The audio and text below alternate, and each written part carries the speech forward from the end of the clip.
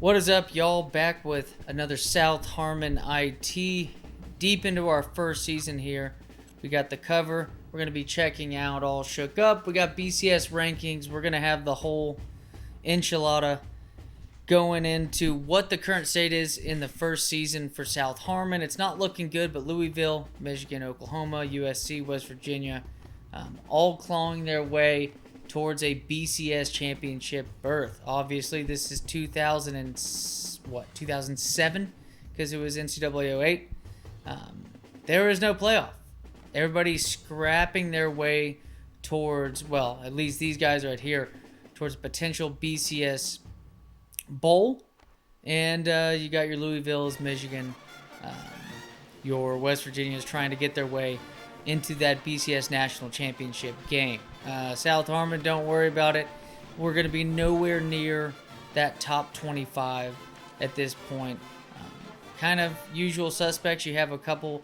You have, of course, Colt Brennan at quarterback, Darren McFadden running back number 20, and Mike Hart leading the way. So yeah, Michigan doesn't lose to Appalachian State. And pretty much even the video game showing you how much of an upset that was. Michigan, I think they were number 2 in the country when that loss happened. Them and Ohio State to begin the year, I believe, were top 2. But you got right here Mr. Brom, quarterback for Louisville, and of course his wide receiver number 85, right behind the likes of, I believe it was Darren McFadden and Mike Hart at running back, Colt Brennan right behind him, and then Brom right behind Colt Brennan. We're going to be looking over at the awards semifinalists heading into, I believe, is week 10. I believe it is week 10. But Oklahoma's halfback number 23. I think we all, well, actually, no. Halfback 23. Y'all tell me who that's supposed to be, because 28 was Adrian Peterson.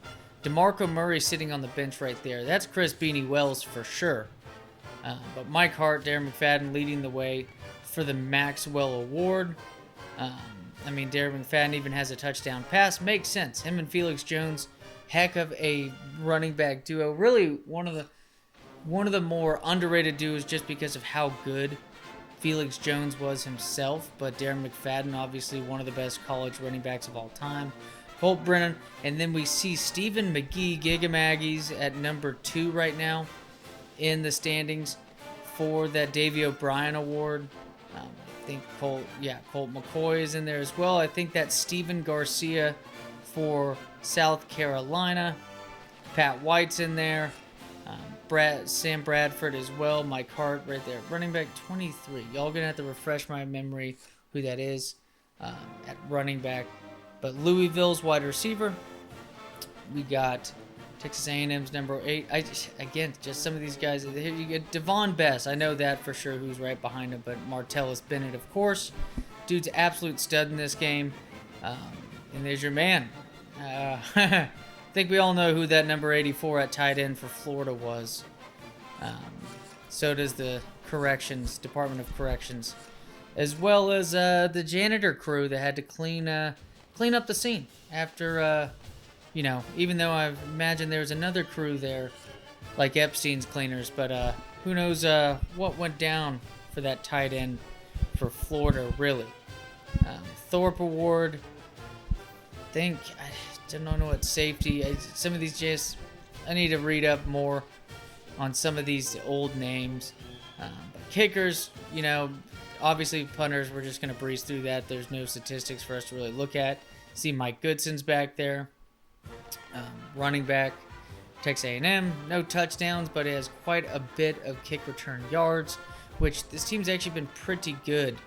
So pretty impressive to see a high number of kick return yards, especially, a little weird not to even see a touchdown, but it's respected well enough to find him here in the semifinalists so far for best returner, best coach.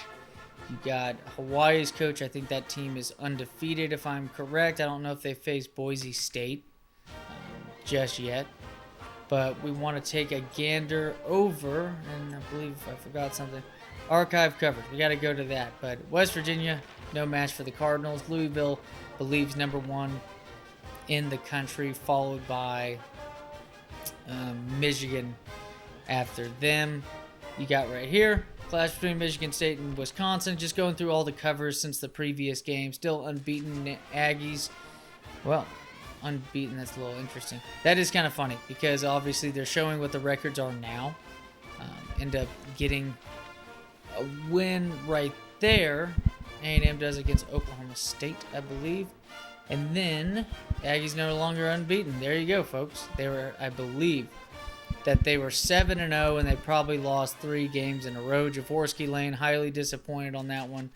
Michigan butts heads with Minnesota. Very Big Ten-esque on that score, 14-15 to end things there for a still alive Michigan team trying to get a spot in that BCS National Championship. And then, yeah, back to it. Get West Virginia losing to Louisville, 34-17. I mean, it seems that pretty across the board the whole game that Louisville was in control, winning by double the score right there. Taking a look at season stats, I mean, this defense is terrible. Speed thrills, and I know we were talking about Madden 2004, to where speed has quite a bit of an influence on your performance. I mean, hey, if you got a really fast guy, it's going to make a difference. In this one, I don't think that having, necessarily 85 to 90 speed is, showing up all too much. But when you have a defense that the fastest guy is an 80 speed, you're not catching anybody. Speaking of our running back, Sean Wallace, he's got speed in the 70s. It's just not looking good. Westerman even has a speed of 68. He's done quite well as a possession receiver. I really hope he's a possession receiver to display his hands, but this team is awful, y'all. It's what we expected. Wilson's been a nice second guy out of the slot. Sands is out there on the outside. But it's mainly been a lot of targets to Westerman for this offense. Marshall's right there, leading the way at D tackle. He's been getting into a little bit of trouble off the field. But again, just the kicker's not good. The defense isn't good. However much that we can try to do on offense, I mean, we can try to do nearly as much as, it hasn't been perfect on my end, but even then, just everything is just horrible. It is just terrible. We're going to look at, I believe, leading the NCAA stats right here. Colt Brennan leading the way in yardage and quarterback rating. Touchdowns as well, 47. He's not going to probably hit the 58 that he got when Tim Tebow ended up winning the Heisman in this season, to where I think Colt Brennan was a close second, if I remember correctly. A close second. But, yeah, Tim Tebow and his boys leading the way to, I believe, was the national championship game. And then Darren McFadden, 2,100 yards, averaging 195 a game. Chris Beanie Wells right behind him. I think that's Pat Hillis. No, not Pat. It's Pat something. The running back for Wisconsin. Wisconsin was Wisconsin. Run heavy. A couple good running backs coming out of there. You got James White making way for Tom Brady, helping him as his check down artist was many times Mr. Tom Brady. That James White ends up catching the game-winning or Super Bowl-winning touchdown pass in overtime. 18 touchdown receptions. So that's the only thing standing in the way of Louisville's wide receiver from leading the nation. Definitely some stud wide receiver seasons so far. That sacks allowed. Jesus Christ. That's not, tight end. You got left tackle and stuff. So, obviously a wide receiver coming in and helping block or back up a tight end on their team. But, just 12 sacks allowed by one of the best offensive linemen in the country. And then Pancakes is, and that may have been a different dude if I'm not checking it correctly. But 80 tackles leads the way in the country. Followed really closely by probably about 10 or 15 guys in the high 70s. Tackles for loss. That's going to correlate well with the number of sacks. He's got 34. He is easily easily leading the country in tackles for loss. So there's that on that. And then I think sacks leading the country is 12 as well. Michigan man, and then Middle Tennessee State. Got your cornerback, senior cornerback with that high composure, leading the country in interceptions at 8. And then followed by a bunch of sixes. Wow, that's kind of impressive. What? It's like same guy that has 77 tackles. It's got to put him in like top 15. Also has 6. Let's see. Also has 6 interceptions. Let's see. We didn't look at field goal long. 56 this season. So, all right, impressive right there. 65 for 66. Of course, these kickers right here with the most extra points made, attempted. That just means by default you have yourself a kicker for a high-powered offense. Makes sense by Louisville and Hawaii. You have your 2 quarterbacks, all correlates. Just like if you want to do pick a kicker in fantasy football for the NFL, is you most likely want to get a solid kicker with a very, very good offense. Dallas's kicker was a nice rookie this year that did very, very well. Dallas was one of the better offenses in all the NFL. And on top of that, though, Green Bay had other answers for that. Looking at punt returns, 500 yards, 44 punt returns, so averaging a little over 11, 12 on that. Now looking at recruiting, what recruiting's been so far for us, it's been rather difficult. No commitments. It makes sense. Now we have 50 remaining. So Cal's right there. So yeah, visiting shit in week 13 against Nevada. And then this halfback right here. At least his discipline's good. I think that's the best thing that y'all should look for. Is that one thing that I've noticed that I haven't done well in the past is that really pinpoint like maybe 6 to 7 tops of your 15 recruits and then pinpoint on them. And especially when you find out what their discipline is and then their potential, you don't want to have like just straight up average. But again, this is slim pickings for us right here. We're a 1-star program. 3 caliber running back is just going to get the job done big time. 3 caliber anything is going to do extremely well.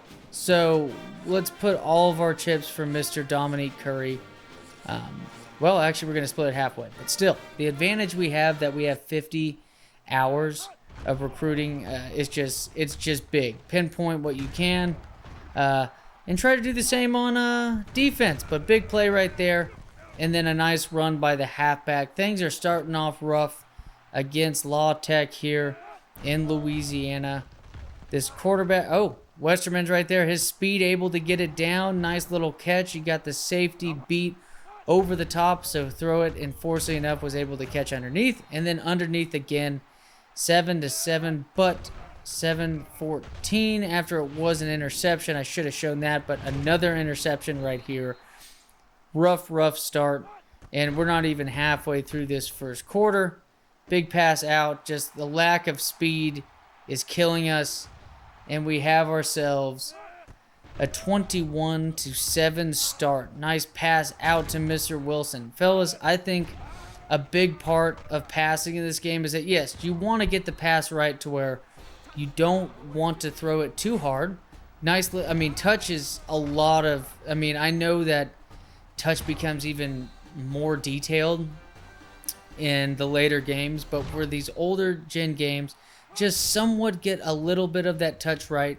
More so, make sure that you are not throwing a bad throw anyways, but also throw a little bit of touch under it. You throw it too hard against these defenses, you're going to get picked off 5-6 times in a game. This is one of the coolest plays. Look at that pump fake right there. What a play. What a play. I know a lot of things I just love this shit. That was the coolest pass I've made in this game, and that's just moving all. This guy is extremely slow. He's not amazing at throwing. We know this team overall is just not amazing, but what a play on that one. Gonna throw it to Westerman. We got another touchdown here after Louisiana Tech fumbling it around, starting to play a little bit more of solid defense, and then a pass out intercepted by middle linebacker number 34. We're trekking. 28-24 on the road. This is just for brownie points heading into the next season. We got to save this guy's job. I don't know exactly what the expectations were for a team this bad. Nice catch right, and a fumble. So that's going to do that. So that's beautiful. See, that's the kind of things, like literally no mistakes that you can make.